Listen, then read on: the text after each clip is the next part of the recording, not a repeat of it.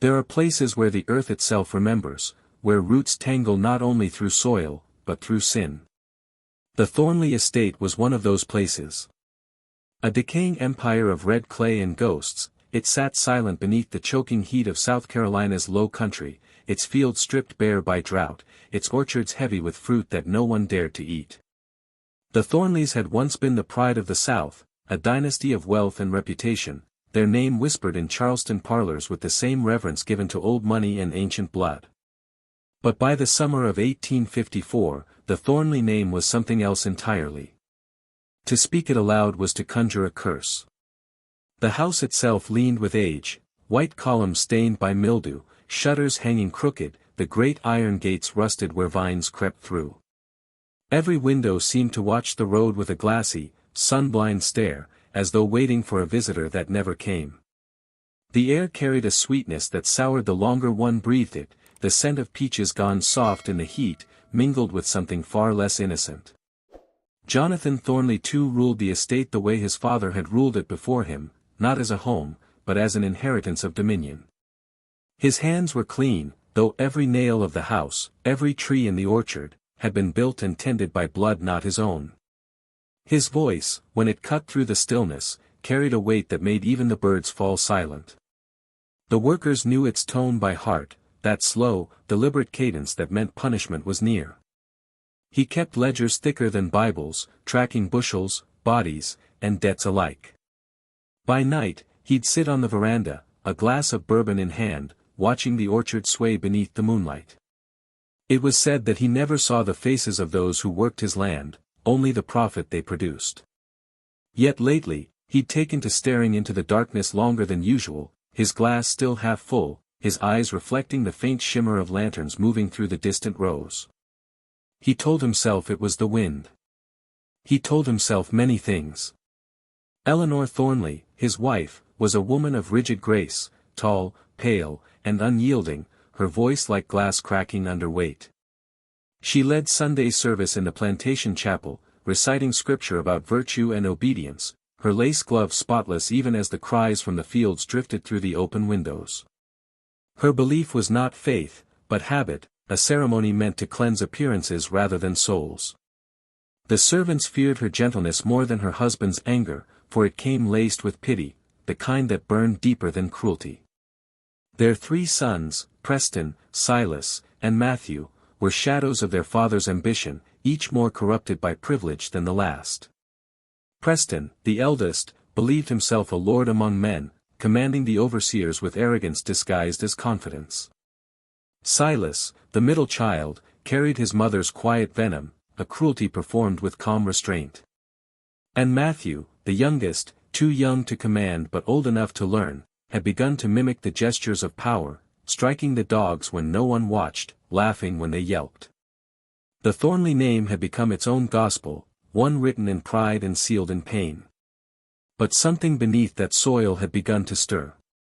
At night, the enslaved men and women of Thornley heard it first, a faint hum beneath their feet, like the slow heartbeat of the land. The orchard groaned in the wind, its branches grinding together as though remembering old chains. The peaches, once golden and soft, now hung darker, bruised with veins of red that ran through their flesh. When picked, they bled, faint trickles staining the workers' hands as if the trees themselves wept from some buried memory.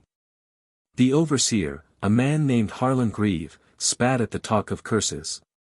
"Rot," he'd say. "That's all it is. Heat and rot." Yet he too had stopped walking through the orchard after sundown. He claimed it was the snakes. The truth was less simple. Caleb, the oldest among the enslaved, was said to remember the first Thornley, the one who'd purchased the land from a dying farmer and built the first house over his grave. Caleb had been a boy then. Now his hair was white, his spine bent. He worked in silence, but his eyes watched everything. He'd seen the seasons change, the owners rise and fall, the earth darken. He knew when soil grew restless. He could feel when something sacred had been violated too long. "Roots remember," he whispered once to Ruth, a woman who worked the smokehouse. "They drink what we bleed. One day they'll return it." Ruth said nothing, but she began to dream, dreams of trees splitting open, of chains growing like vines, of the Thornleys buried where they had once planted. She woke each morning to the same sound, the orchard moaning as if something beneath it wanted out. By late July, the plantation had grown sick. The air was thick with gnats and the smell of fermenting fruit. The wells ran shallow, the horses refused to drink from the troughs. The workers moved slower, not from laziness but from a creeping dread that none could name. Jonathan Thornley, in his pride, called it disobedience. He ordered double rations of punishment and half rations of food. Eleanor kept to the chapel longer, her prayers sharp and hurried. She'd begun writing in her diary, small, frantic entries that spoke less of devotion and more of fear. July 16th. The orchard sounds alive at night. Something tapping at the windows. I woke to find a peach on my pillow, half rotted, bleeding at the stem. Jonathan insists it's a jest by the workers. But who would dare? July 22nd. The fruit tastes of metal. I feel it on my tongue when I breathe. Even the air seems to whisper when I pass the orchard gate. The Thornleys believed themselves cursed by superstition, by whispers carried on the backs of those they owned. But it was older than that, older than scripture, older than the house itself. The orchard was not dying. It was remembering. On the 29th night of that summer, thunder rolled across the horizon but no rain came. Jonathan stood on the veranda, his bourbon trembling in its glass. Across the fields, the orchard shimmered in the heat, a mirage of movement. He squinted. The branches swayed though the air was still. For a moment, he thought he saw figures moving between the rows, too tall to be the workers, too slow to be the wind. When he blinked, they were gone. Behind him, the clock struck midnight. Each chime echoed longer than the last, until the sound itself seemed to hang in the air. Eleanor appeared in the doorway, her face pale beneath the lamplight. "Jonathan," she said softly, "the orchard is making noise again." He didn't answer. His eyes remained fixed on the horizon. "It's only the wind," he murmured. But the wind did not whisper in voices. The wind did not smell of blood. By August, even the town began to avoid the estate. Traders who once sold feed and sugar stopped riding up the dirt road, muttering of ill fortune and strange sounds at dusk. One claimed he'd seen a light moving through the orchard, like a lantern swinging from invisible hands. Another swore the trees whispered names. Always the same name, Thornley. The family ignored the gossip, but their servants began to flee. First one, then another, vanishing before dawn, leaving tools in the soil. Jonathan sent his sons to retrieve them, but the men never came back willingly. They spoke of dreams, of hands reaching from beneath the roots, of hearing cries in the fruit itself when it was crushed. Preston beat one man senseless for speaking of ghosts. The next morning, he found his riding crop split in two, laid across his bed like a serpent. He burned it and said nothing. The air thickened day by day. The peaches blackened where they hung. The orchard became a wound that refused to close. Eleanor began locking the chapel doors. She no longer led prayer. She sat by the window with her diary open, the ink smudged from trembling hands. August 12th. The soil is red again. Jonathan says it's iron. I say it's blood. The orchard hums even at noon. I think the Lord has left this place. I think something else has come to take it. Jonathan forbade her from writing further, but even he had started to keep a lantern burning through the night. His sons no longer ventured past the gate. The overseer's dogs refused to cross it. And still, the orchard grew, wild, untamed, heavy with fruit that pulsed as if alive. One evening, Ruth walked past its edge carrying water. She paused when she heard the faintest whisper, a child's voice, thin and buried beneath the rustle of leaves. It said a name she did not know. A name that did not belong to any worker, nor any Thornley. When she told Caleb, his eyes went hollow. That's the one who first broke ground, he said. The one they buried to bless the soil. Ruth crossed herself. But no prayer could wash away what the roots had already claimed. By the final days of summer, the Thornley estate no longer looked alive. Its shutters clanged loose in the wind. The air inside the house smelled of rot, though no one could find its source. The orchard was swollen with fruit that no one picked. At dusk, it glowed faintly, a soft red shimmer beneath the fading sky. Jonathan Thornley too stood once more on his veranda, the weight of the generations pressing behind his eyes. He could feel the house breathing, slow, uneven. The walls creaked not from age, but from memory. He raised his glass again, but his hand would not stop trembling. Behind him, Eleanor whispered from the doorway, "Do you hear it?" And this time, he did. A low hum rising from the fields, steady as a heartbeat, ancient as the first sin. Something had awakened beneath the roots. Something that remembered every scream. If this haunting beginning has already drawn you in, subscribe for more tales that history tried to bury. The air on Thornley land grew heavier as August waned, thick as syrup, still as a held breath. Nothing moved without consequence. Even the cicadas had grown silent, their usual droning replaced by the low creak of trees and the hiss of heat against the fields. It was as though the very world had begun to listen. Beneath that silence, something stirred. Not yet rebellion, but awareness. A gathering of pain long buried, roots and memory weaving into purpose. In the slave quarters, whispers replaced song. The old hymns, once soft, sorrowful offerings to survive the endless days, had withered into murmurs without melody. Men and women sat close after sundown, eyes catching the glow of lanterns that burned too low to see their faces clearly. The night air was thick with the smell of sweat, clay, and fear disguised as patience. Caleb sat at the center of it all, a cracked pipe resting in his hand. His hair was white, his voice thin as thread, but when he spoke, the room listened. "The ground's restless," he said. "She's been drinkin' too much sorrow. One day, she gone choke on it." A woman's voice, young, steady, rose from the corner. "Then let her choke." It was Ruth. Barefoot, arms folded, her face half-shadowed. She'd grown quiet over the years, too quiet for the overseer's liking, but her silence was not submission. It was waiting. Her gaze held something unbroken, something sharp. Caleb looked at her long before replying. "Child," he said, "vengeance grows slow. It don't bloom overnight." "Then we've been patient long enough," Ruth answered. Her words carried no anger, only a certainty that cut through the dark like a blade. A murmur rippled through the others, fear, agreement, awe. Somewhere outside, the orchard groaned again. The overseer, Harlan Grieve, felt it too, though he would never speak of it. He'd been on the land 30 years and had seen storms come and go, seen men broken like beasts, seen fire and flood alike. But nothing frightened him like stillness.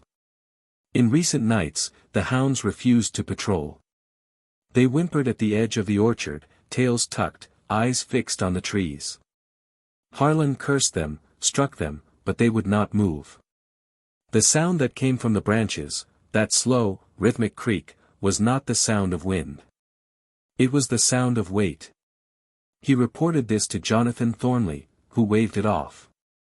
"The dogs are sick," Jonathan said. "Replace them." But no new dogs would last. They starved themselves, scratching at the door to escape the plantation entirely. By the end of August, no one dared enter the orchard at night, not even Harlan. The workers, however, began to linger near it. Not in defiance, but in communion. Caleb's leg ached worse than ever that week. He said it was the weather. Others whispered it was something deeper, that the pain in his bone was tied to the ground itself. Each morning, as the sun rose over the horizon, he felt a pulse underfoot. "She's wakin'," he said. "And she's hungry." Ruth took his words as prophecy. She'd begun to keep a small pouch tied at her waist, inside it, peach pits she'd found fallen near the oldest tree in the orchard. Some were cracked open, others sealed tight. Seeds, she told Caleb when he asked. Every one of them remembers. That night, when thunder grumbled beyond the hills, she gathered 6 others in the smokehouse. The air there was dense with salted meat and secrets. She spread the pits before them on the dirt floor, drawing a circle in ash. We work their land, she whispered. We bleed into their soil. And now the soil's tenant against them. You can feel it. The others nodded. Some with fear, some with trembling hope. They think we don't see, Ruth continued, but even the fruit's gone bad. Every peach rotten through before it's ripe. That ain't weather. That's judgment. No one spoke for a long time. Then a man named Ezra, strong, scarred, his voice gravel-thick, leaned forward. And what you mean to do with that judgment? Ruth met his eyes. Finish it. The first act was small. A broken plow left unrepaired. A wagon axle loosened before harvest. Tools vanished. Lanterns were found extinguished where they should have burned. The overseer beat 3 men that week, 2 nearly to death, yet the quiet acts continued. By day, Jonathan Thornley lectured about discipline, about order and punishment. By night, he sat sleepless, staring at the orchard. Something about it unnerved him more than the talk of revolt. The trees had grown thicker somehow, the branches darker, leaves broader. The fruit that hung low seemed to breathe when the wind passed. Once, he thought he saw a figure standing beneath the trees, tall, still, eyes faintly glowing. But when lightning flashed, it was gone. In the chapel, Eleanor Thornley prayed longer than before, though her words grew hollow. Deliver us from evil, she whispered. Deliver us from ourselves. Her sons had begun to bicker. Preston accused Silas of laziness, Silas accused Matthew of cowardice. Matthew, barely 20, claimed he'd heard voices outside his window, not human ones. Preston laughed, called it drink-born imagination. But when he opened his shutters that night to mock the darkness, he found a peach nailed to the sill. Split clean in half, its flesh red as muscle. The town of Belford started talking again. A doctor who visited the estate refused to return, muttering that the place was unnatural. A tradesman swore he saw movement between the trees where no one walked. The Thornleys paid it no mind, too proud, too blind to believe they could be touched by anything less than God. But inside the quarters, the mood changed. The fear that had once kept them silent now began to tremble into something else, purpose. Each night, Ruth spoke more boldly. They built this house on graves, she said. And every nail, every brick remembers. Ezra nodded. Then maybe it's time the graves remember too. Caleb closed his eyes. He'd lived too long, seen too much to believe in mercy. But he believed in balance. The soil don't keep quiet forever, he said. You can bury pain, but you can't kill it. He looked toward the orchard through the small window. That's where it'll start. Mark me, that's where she'll wake. In the days that followed, omens multiplied. The air grew fetid. A horse collapsed mid-plow with no wound upon it. The well near the chapel turned sour, its water red-tinged at the bottom. Eleanor forbade anyone to drink it. The orchard dropped its fruit early, too early. The ground became slick with bruised peaches, their scent cloying and nauseating. Each one that split open revealed not a pit, but a dark hollow filled with worms that writhed like veins. The workers began to refuse entry into the orchard altogether.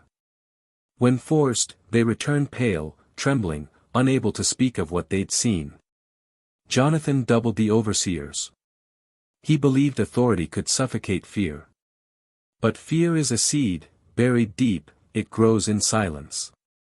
One night, Ruth returned from the smokehouse with her dress torn at the hem and dirt under her fingernails. She'd gone into the orchard alone. When Caleb saw her, he whispered, "What did you do?" Ruth opened her palm. A single pit rested there, but this one was black, hard as stone, and faintly warm. "She's awake," Ruth said softly. I felt her breathe. Caleb crossed himself. "Child, you playin' with ghosts?" Ruth shook her head. "No. I'm listenin' to them." Eleanor Thornley's diary entries became fragmented. August 27th. I dreamed of the orchard again. The trees had faces, thousands of them, pressed into the bark. I heard my name in the wind. I woke with dirt under my nails. August 29th. The workers stare when I pass. Not with fear. With knowing. As if they see something I don't. Jonathan refuses to leave the house. The boys sleep with rifles. I pray, but the words turn to ash before they leave my tongue. By now, the entire estate pulsed with unease. The orchard was no longer merely land, it was presence. Every window looked toward it. Every whisper ended with its name. Caleb gathered the others one last time before harvest. His hands shook, his eyes hollowed by age and sleeplessness. "Tomorrow," he said, "they mean to work the orchard again. To fill them barrels one last time." Ezra spat on the dirt. "One last time's right." Ruth looked to the group. Her voice was calm, almost kind.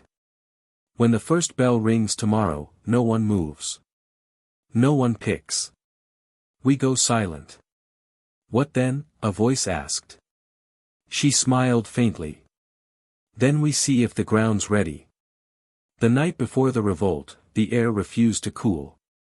The moon rose red over the horizon, swollen like a wound.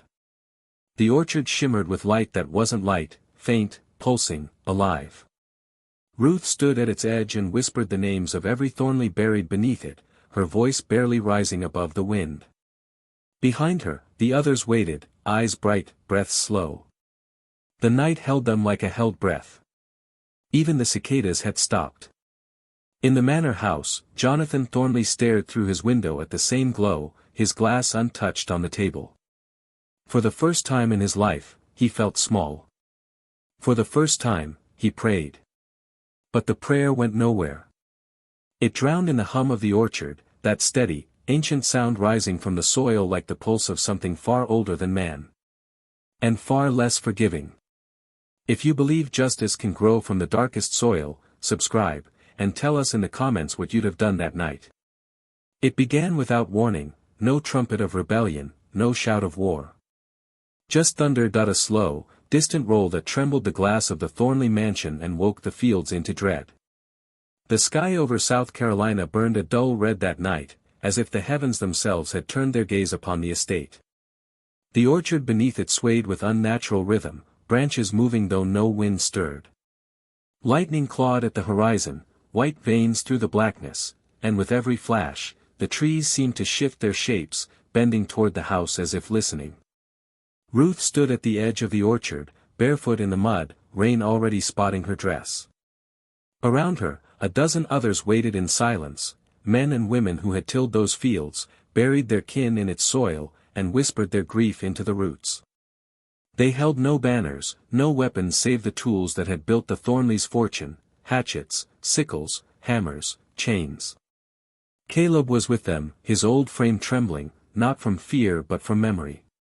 He had seen too much of this land, seen what power had made of it. His voice, low and cracked, broke the silence. "It's time." The words fell heavy as thunder. In the big house, the Thornleys dined late. Jonathan Thornley too sat at the head of the long oak table, his sons on either side, their faces lit by the flicker of oil lamps. Eleanor was there too, her Bible open but unread, her lips moving in silent prayer. The storm outside clawed against the windows, rain beginning to fall in slow, deliberate drops. Preston spoke first, his voice impatient. "We'll ride to Charleston at dawn. Let them talk about revolt when they're swinging from trees." Jonathan's gaze hardened. "There will be no revolt," he said. "There are only whispers. And whispers die when ignored." Yet the way his hand trembled around his glass betrayed him. He knew. Somewhere deep, beneath the layers of arrogance and legacy, he knew the world he'd built was beginning to rot. Then, a sound, not thunder. Not wind, metal. A single, distant clatter, like a chain dragged across stone. Jonathan rose, frowning. Harlan's men should be at the gate. Eleanor's eyes widened. Jonathan, don't. But he was already moving toward the door, his boots striking the floorboards like a drumbeat. Preston followed, eager for violence, his hand already gripping the pistol at his belt. Silas hesitated, the only one who seemed to sense that something was wrong beyond reason. Outside, the rain had turned steady. It fell through the orchard like a baptism, washing the dust into red clay. Lightning struck again, and in that flash, Jonathan saw them, dark figures standing motionless between the trees. Dozens of them. The workers. Faces he'd owned, now unrecognizable in the night. For a heartbeat, neither side moved. The air itself seemed to hold its breath. Then Ruth stepped forward, her eyes catching the glow of the lightning. She held nothing in her hands, only the blackened seed she'd carried for weeks, clenched tight against her palm. "Mr. Thornley," she called, her voice calm, almost reverent. "Your orchard's ripe." The first scream came from the west side of the house. A shout, then glass shattering, then silence. The overseer, Harlan Grieve, burst from the stables, his rifle half-loaded, shouting orders no one obeyed. The shadows moved around him, too fast, too many. He fired once into the dark. The sound echoed like the last gasp of a dying thing. The Thornley sons scrambled to bar the doors, dragging furniture across the floor. Matthew cried out that the orchard was alive, that he'd seen the trees move. Preston cursed him, called him mad, but his own hands shook as he nailed boards over the windows. Eleanor clutched her Bible, whispering verses between sobs. "Deliver us from evil," she said. "Deliver us from the wages of sin." But each time she spoke, the thunder drowned her words. Jonathan Thornley too returned inside, his face ghost white, water dripping from his coat. "They're out there," he said simply. "All of them." Preston loaded his pistol. "Then we kill them." But even as he spoke, the lights flickered, once, twice, and went out. The mansion fell into darkness. Outside, Ruth moved through the storm like a shadow given purpose. The others followed, not as soldiers, but as witnesses. No shouts of rage, no howls of revenge. Only silence, and the wet sound of feet on mud. The orchard loomed behind them, a black sea of branches and fruit. With every lightning flash, the trees seemed closer, leaning, listening. Caleb carried a torch, the flame struggling against the rain. He limped toward the veranda, each step heavier than the last. "You feel it?" he whispered to Ruth. "The ground's breathin'. She's wakin'. Ruth nodded. "Let her see what's hers." They reached the front steps. The great double doors loomed ahead, carved with the Thornley crest, a peach branch surrounded by chains. Ezra swung his hammer once, and the wood split clean down the middle. The Thornleys heard the crash, then the creak of the door, then the silence that followed. Jonathan lifted his pistol, hands steady now. He'd ruled men by fear his entire life, and now that fear had finally turned its gaze upon him. "Whoever you are," he shouted, "this is my land." A voice answered from the dark, not loud, not angry, but final, "Not anymore." Lightning filled the room, and for an instant Jonathan saw them, faces shining with rain, eyes cold and bright. Then the light vanished, and the house was swallowed by chaos. Preston fired wildly into the dark. A crash, his gun ripped from his hand. He swung his fist, struck something solid, but it did not yield. A shadow closed around him. He screamed once, sharp, panicked, before the sound was cut short. Silas tried to run. He reached the hall, his boots slipping on the wet floor, and saw the front door gaping open. The orchard beyond pulsed with a red glow. He hesitated, then bolted into the storm. The moment he crossed the threshold, the earth beneath him shifted. The ground was soft, too soft. His feet sank, and he looked down to see mud bubbling red. Hands, countless hands, rose from beneath, clutching his legs, pulling him down. He screamed for his father, for his mother, for anyone.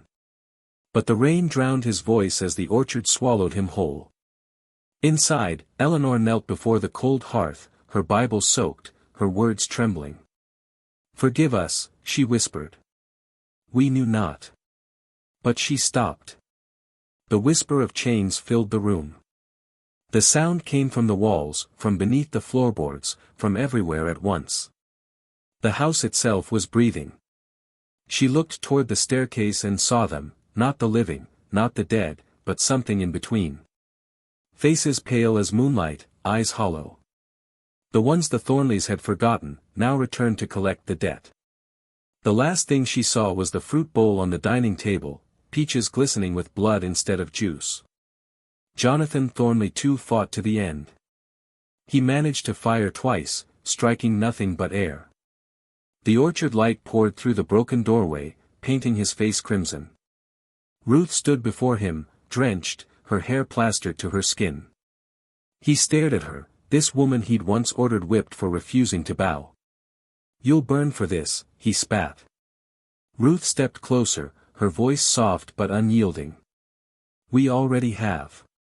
She opened her hand. The blackened pit glowed faintly in her palm. When it touched the ground, the earth shuddered. The orchard roared, a deep, guttural sound that split the air. Branches slammed against the house, windows shattered, the roof groaned as if something immense pressed down upon it. Jonathan fell to his knees, clutching his chest. The floorboards beneath him cracked, then gave way. He vanished into darkness. The orchard had claimed him. By dawn, the storm had passed, smoke drifted from the ruins of the Thornley house, the orchard stood untouched, eerily still, dripping rainwater that smelled faintly of iron. Ruth stood at its edge, eyes hollow, heart steady. The others gathered behind her, silent. They had expected triumph. What they felt instead was silence, vast, empty, and final. Caleb sank to his knees, pressing his palms into the soil. It was warm. "It's done," he whispered. Ruth nodded. But as the sun began to rise, its light touched the fruit still hanging heavy from the branches. The peaches gleamed red, too red. Some split open as if breathing. And from deep within the orchard, a faint sound rose, chains, not dragging, swaying, softly, like wind chimes made of sorrow. If you believe justice can grow from the darkest soil, subscribe, and tell us in the comments what you'd have done that night. The morning came pale and trembling. No birds sang over the Thornley estate, no insects hummed. The air was heavy with smoke and the scent of sweet decay, the mingling perfume of peaches and blood. The storm had left puddles in the red clay, but they reflected nothing. Not sky, not tree, not soul. By dawn's first light, the house still smoldered, a blackened shell with ribs of charred timber rising from the earth like broken bones. Yet the orchard stood untouched, glistening beneath the dew. Its fruit hung plump and glimmering, but something about it was wrong. The peaches looked too full, too red, their flesh marbled with darkness beneath the skin. Those who survived the night said the orchard had feasted. They whispered that the roots had drunk deep, not water, not rain, but the blood of the Thornley name. Caleb was the first to enter the orchard that morning. His limp dragged slow through the mud, every step sinking deep as if the ground wanted him to stay. Behind him came Ruth, and behind her the others, quiet, wary, hollow-eyed.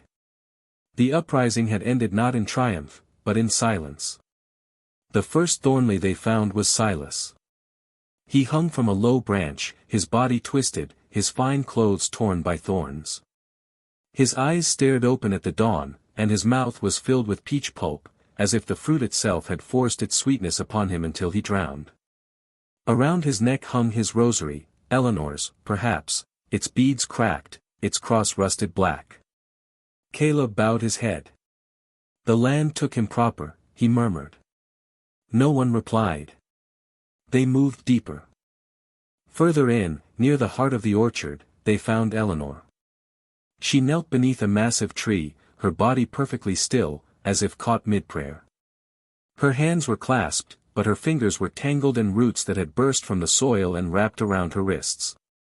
They'd pulled her downward, anchoring her to the earth she had preached over but never understood. Her face was peaceful, her eyes open toward heaven, though heaven had not been there that night. Beside her, Caleb found her Bible, open to a passage underlined in faded ink. The page was warped with moisture, the words blurred. Only one line could still be read, for whatsoever a man soweth, that shall he also reap. He closed it gently and left it there. Preston Thornley was found near the stables. His pride had carried him far, farther than his courage.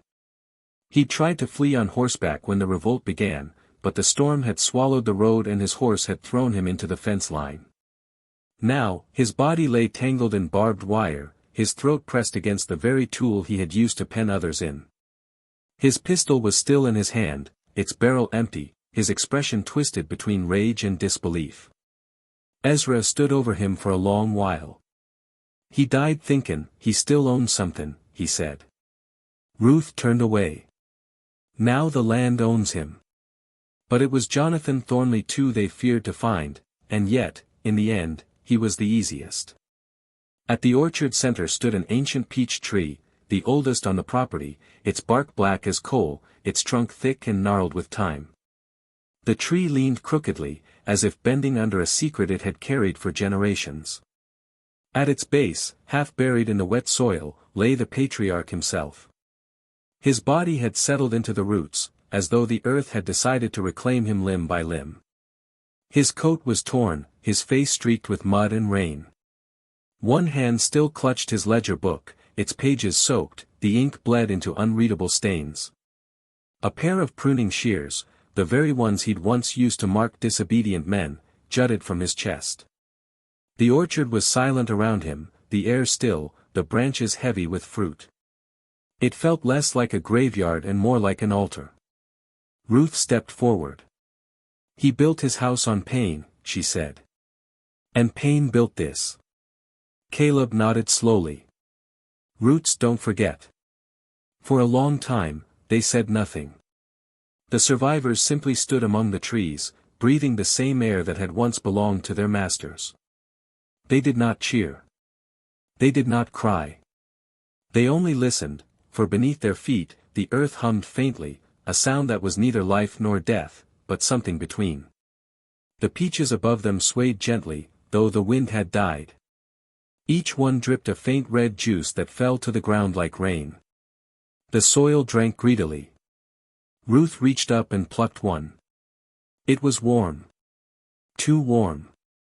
The skin split at her touch, bleeding down her fingers. She dropped it instantly. Don't eat from this place, Caleb said. Ain't no fruit here fit for the livin'. Ruth looked back toward the burned manor. Then what do we do with what's left? Caleb's eyes lifted to the horizon, where the sun fought its way through the smoke. We let it burn clean. The others gathered what they could, the wounded, the weak, the children too young to understand the horror they'd been born into. The Thornley Estate was no longer theirs to flee from, it was something else now, something sacred and damned all at once. Before leaving, Ruth returned to the orchard center. She knelt beside Jonathan Thornley's corpse and pressed her hand to the ground. You took from us, she whispered. Now the earth takes from you. She buried the blackened seed there, the same one she had carried through the revolt, pressing it deep into the wet clay. When she rose, the hum beneath the ground grew louder, pulsing like a heartbeat. By noon, the fire had begun.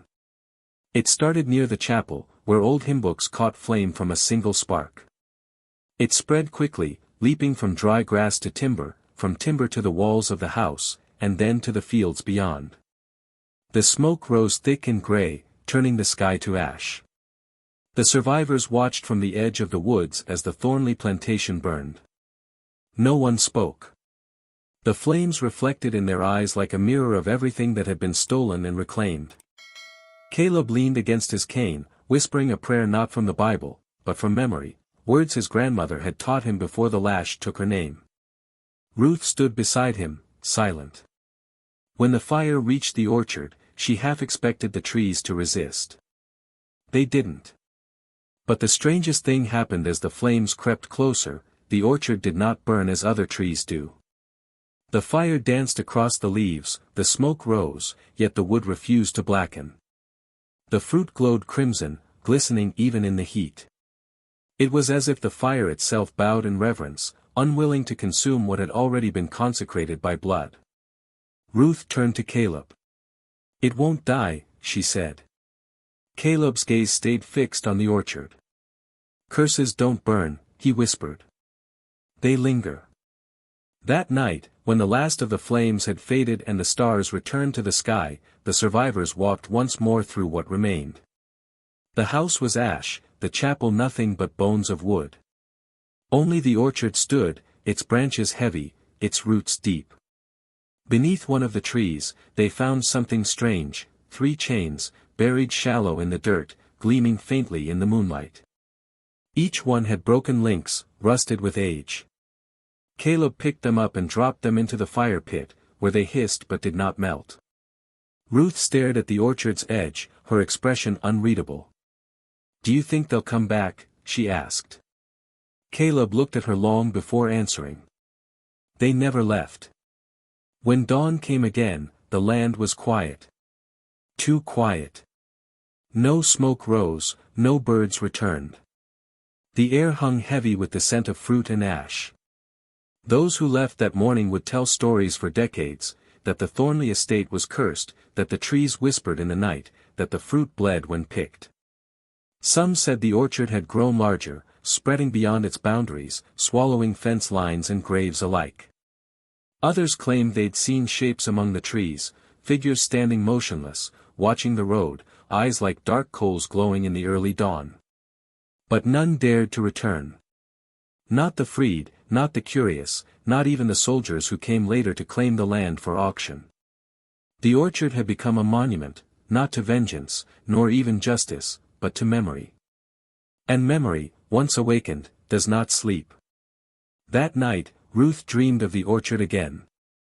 She stood beneath the old peach tree, its branches reaching endlessly into the sky. The ground pulsed beneath her bare feet. From the roots came whispers, voices of those long silenced, now murmuring in peace.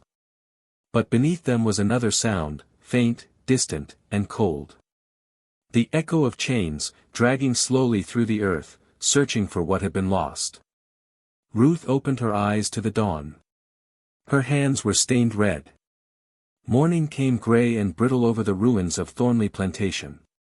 The smoke from the fire hung low, clinging to the fields like mourning cloth. The once grand manor was now a skeleton of brick and char, its chimneys reaching skyward like begging hands. Every echo of laughter, cruelty, and command had been silenced. What remained was nothing but the hiss of cooling ash, and the orchard, standing untouched, shimmering faintly beneath the fog. The survivors emerged from the woods slowly, as if afraid the land itself might still lash out. Their clothes were torn, their faces streaked with soot and rain, but their eyes were alive in a way they had never been before. They had buried fear in the night's fire. What walked with them now was something different, awe, and a quiet, haunted pride. Ruth led them, her hands wrapped in bandages from carrying the torch that set the chapel ablaze. Behind her limped Caleb, his cane gone, using a broken branch for support. The earth beneath their feet felt strange, uneven, soft and trembling, as though breathing beneath its blanket of cinders. No one spoke for a long while. There was no need. Every sound felt like intrusion against something sacred and dangerous. By midday, the sun broke through. Its light fell harsh on the ruined land, revealing what the smoke had hidden.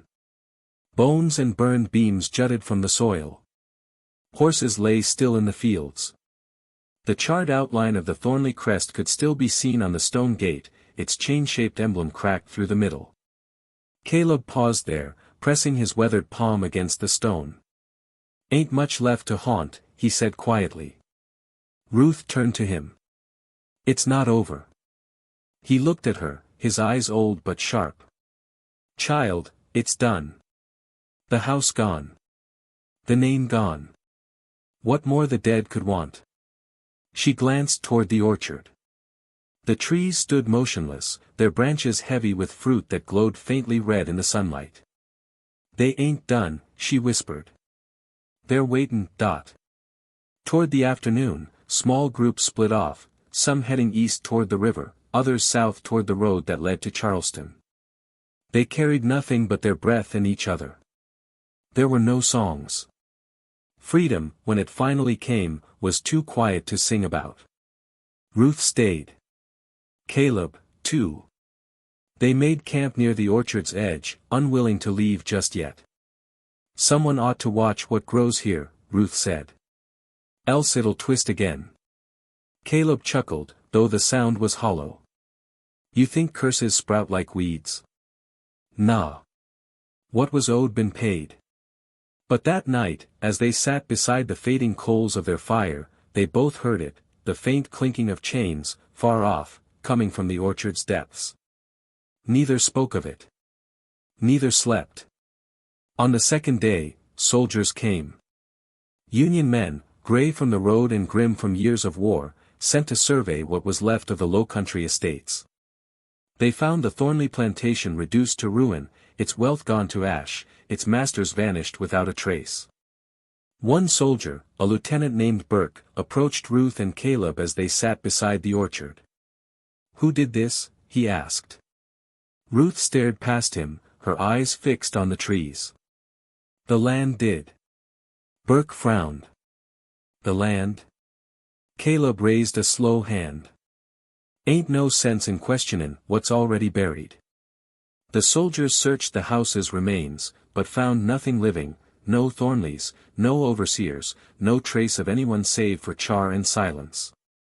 When they tried to step into the orchard, their horses reared and refused to cross the gate. One animal bit its bit clean through and bolted into the woods. Burke spat, muttering about superstition. "We'll send for a burial crew," he said. But none came. The road to Thornley was already being swallowed by vines. That evening, Ruth stood before the orchard again. She'd not entered since the revolt. The trees seemed to lean toward her, their shadows long, their fruit glistening as though sweating blood. Each peach hung low, trembling slightly in the breeze that touched nothing else. "They're feed in, still," Caleb said behind her. Ruth nodded. "And rememberin'." She walked closer until she reached the oldest tree, the one where Jonathan Thornley had fallen. Its roots bulged through the soil like the veins of the world itself. She pressed her palm to the bark and closed her eyes. Beneath her touch, the tree pulsed faintly, slow and deliberate, like the heartbeat of something buried alive. She whispered, "You can rest now." The wind answered with a long sigh, rustling the branches as though the orchard exhaled. For the first time since that night, Ruth felt the weight of stillness that wasn't dread. It was peace. Or perhaps exhaustion. In the days that followed, she and Caleb gathered what survivors remained near enough to return. They built small shelters from the ruin, nothing grand, only safe. They refused to call it a plantation anymore. It was just land now. But the orchard drew them still, every evening as the sun sank. The air there was always warmer. Softer. The scent of peaches filled the wind, but beneath it lingered the faintest metallic tang, iron and memory. Children played near its edge, though none dared to pluck the fruit. "Mama says it belongs to the ones who ain't here no more," one child said. "Says if you eat it, you dream of the fire." Ruth smiled faintly. "Your mama's right." Caleb sat nearby, sharpening a stick. "You ever think maybe that fire was mercy?" he asked. Ruth looked toward the ruins of the house, now overtaken by moss and creeping vine. "No, she said softly. Mercy, don't burn that clean. Weeks passed, and rumors spread like seeds in the wind. Townsfolk whispered of a strange woman tending the cursed Thornley orchard, a woman who spoke to trees and never aged, whose voice could calm storms. Some said the trees bore faces if you looked long enough, others said you could hear voices weeping when the wind blew east. None came to see for themselves. The land was marked. The soil too red, the silence too deep. By autumn, the survivors had scattered. Freedom had carried them outward like dandelion seeds, fragile, wandering, looking for softer soil. Only Ruth and Caleb remained. Caleb grew weaker with each passing day. The nights grew colder, the hum beneath the earth slower. One evening, as the sun dipped behind the orchard, he called for Ruth. Don't let em forget, he told her. Not the Thornleys. Not us. Not the ones the ground took. She took his hand. I won't. Caleb smiled, a ghost of his younger self flickering behind the wrinkles. Good. Then maybe next time, the soil grows something worth keepin'. He died that night beneath the orchard's watch, his breath fading into the same rhythm as the wind through the branches. Ruth buried him at the tree's edge, marking the spot with nothing but a single unbroken chain link. The next morning, the grass had already grown over it. Years slipped by like fog. The war ended. The world changed its name for the same old sins. But the Thornley land stayed untouched. No one dared buy it, though it was fertile and vast. The deeds passed from one trembling hand to another, until even the law stopped trying to claim it. And still, the orchard bloomed. Every spring it erupted with fruit redder than blood, its fragrance sweet enough to make strangers weep. Those who ventured too close said they could taste iron on their tongues and feel a heartbeat beneath their boots. Ruth grew older, her hair turning white, her hands calloused from years of tending to the soil. She spoke to no one of what had happened, only to the trees, as if they were kin. Sometimes, at dusk, she'd swear she heard Caleb's voice in the leaves, low and tired. Still here, it seemed to say. Still rememberin'. And she'd nod, whispering back, me too. The night she finally left the land behind, a strange calm fell over the orchard. The air thickened, the fruit glistened with dew though no rain had fallen. She stood by the gate one last time, the moon above pale as bone. She looked back at the trees, endless, patient, eternal. You're free now, she said. All of you. The branches swayed gently in reply. When Ruth walked away, the wind rose for the first time in months. It rustled through the trees, carrying whispers that sounded almost human, gratitude, sorrow, release. And as she disappeared down the dirt road, the orchard fell silent once more. The soil beneath it was rich, dark, and alive. Something within it slept again, satisfied, for now. Comment below if you believe the Thornley curse was justice, or something far darker. The sun rose slow and colorless over what had once been Thornley Plantation. The sky carried no blue, only a thin gray light that blurred the horizon, as if the heavens themselves could not bear to look upon what had happened there. The air was still, almost sacred in its silence. The kind of silence that feels aware, listening, remembering. Smoke no longer rose from the earth, yet the smell of fire lingered, faint but stubborn, like memory refusing to fade. The fields lay blackened and empty. The fences had collapsed. The house was gone, consumed so thoroughly that not even nails remained. Only the orchard stood, perfect and terrible, every branch heavy with fruit, every leaf dark as blood. No bird dared perch there, no wind dared move through. The orchard did not sway. It breathed. Weeks passed, and the world beyond the Thornley gates moved on, as it always does. But the land did not forget. Travelers spoke of strange weather around the old estate, of mists that appeared without rain, of nights when the moon turned red above the orchard. Some said they heard sounds drifting through the trees, chains clinking softly, footsteps moving over leaves when no one was near. Others said they saw her, a woman with white hair walking among the branches, her hands brushing the fruit as if tending to ghosts. Some swore her shadow left no print upon the ground. No one ever dared approach her. By the autumn of 1868, nature had reclaimed what man had abandoned. Grass burst through the stone steps of the manor. Ivy climbed the scorched brick walls that still jutted from the soil like ribs. The orchard grew denser each year, stretching past its old boundaries, swallowing fence lines, wells, even parts of the old chapel. But the ground beneath it remained strange. Soft in places, hollow in others. Farmers who cut new fields nearby said their plows snagged on buried iron, chains, nails, bits of bone. The soil was fertile, unnaturally so. Crops grew tall but twisted, and the fruit that came from them spoiled within days. The Thornley land had become both womb and grave, birthing only what could not live long. In the town of Belford, the Thornley name was spoken only in whispers. The church refused to toll its bell for their dead. Children were told never to walk the road that led past the gates. Yet stories have a way of slipping through generations. Old men at the tavern claimed the land was haunted not by spirits, but by guilt, that the soil itself mourned what had been done upon it. Others said the orchard was cursed, that it would never stop feeding until every drop of Thornley blood was gone from the earth. Once, a preacher rode out to the ruins, determined to cleanse the place of heathen stain. He did not return. His horse came back 2 days later, foam on its mouth, eyes wide with terror. Its hooves were stained red.